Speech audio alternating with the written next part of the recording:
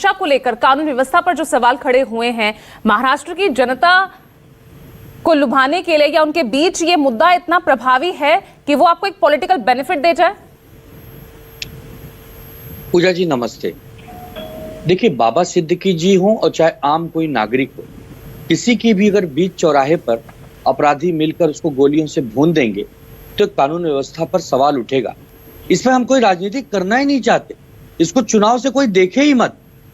ये हत्या है, बाबा सिद्दीकी जी को बचाया जा सकता था। 15 दिन पहले उनको थ्रेट था, उन्होंने बाकायदे कंप्लेंट की थी कि मेरी जान को धोखा हो सकता है, कुछ लोग मुझ पर दबाव बना रहे हैं, मेरी सुरक्षा बढ़ाई जाए। लेकिन वाई सुरक्षा होने के बाद भी बीच चौराहे पर उनको घेर कर मार दिया गया।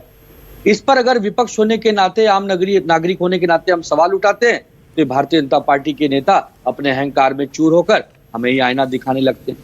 अभी ये लोग बात कर रहे थे कि भारतीय जनता पार्टी ने हरियाणा जीत लिया, अब महाराष्ट्र भी जीत लेंगे, हम ये करेंगे वो करेंगे। पूजा जी, आपको पता है कि जहां पर बादल बहुत गरजते हैं, जहां बिजली बहुत कड़कती है, वहां बरसात नहीं होती है, और जहां बादल शांत होते हैं वहां झूम के बरसात होती है। ये महाविकास आघाड़ी है ना, इस शांति से देश की जनता और राज्य की जनता के लिए काम कर रहे हैं।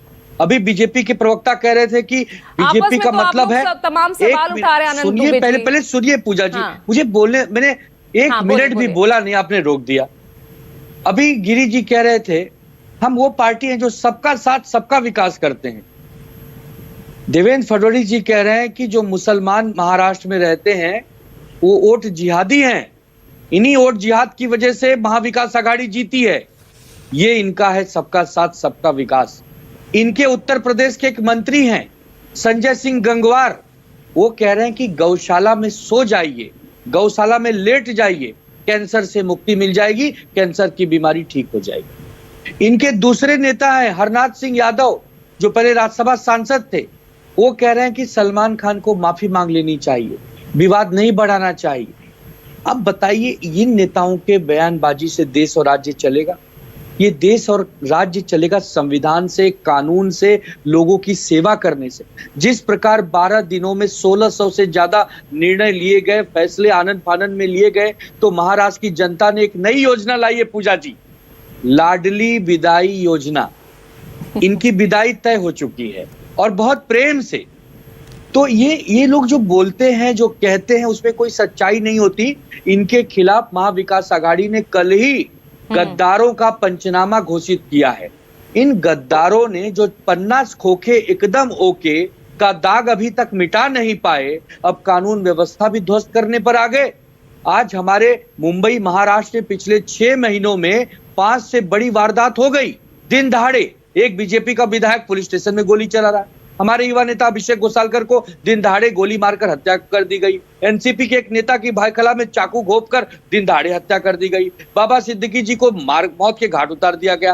रोज घटनाएं, कभी बलात्कार की घटनाएं, कभी डकैती की घटनाएं, कभी चोरी की, छिनैती की, अपराध की।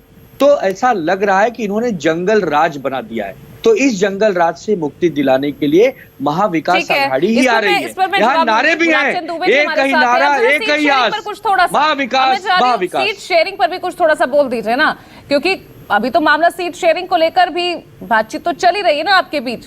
पूरी 288 सीटों पर तो भी चर्चा हुई नहीं, लेकिन सीएम फेस को लेकर अलग अलग बयान आ रहे हैं। कभी उद्धव ठाकरे कहते हैं सीएम फेस पहले जो है यहाँ पर अपना लेना चाहिए, पहले ही उसके ऐलान कर देना चाहिए। अब वो बयान बदल रहे हैं कि पहले महायुति करे फिर एमवीए करे। नहीं, जब पत्रकार ने पूछा, हम वहां थे, पत्रकार ने पूछा सर आपके मुख्यमंत्री का चेहरा कौन होगा, तब साहब ने कहा अरे भाई ये सवाल हमसे पूछने की बजाय महायुति वालों से एक बार भी पूछ लो कि आपका कौन होगा। अगर उनका चेहरा आ जाएगा तो हमारा चेहरा तैयार है। हमारे यहाँ चेहरा तैयार है, जैसे ही आचार संहिता लगेगी, चुनाव मोड में राज्य आ जाएगा, चेहरा बता दिया जाएगा। अरे भाई, चेहरा छुपाने के लिए नहीं होता, चेहरा बताने के लिए होता है। हमारे यहाँ एक चेहरे पर कई चेहरे नहीं लगा लेते लोग, इनके यहाँ लगाते हैं। तो इनके यहाँ माथा पच्ची है। सीएम फेस को पहले रिवील करेंगे आप?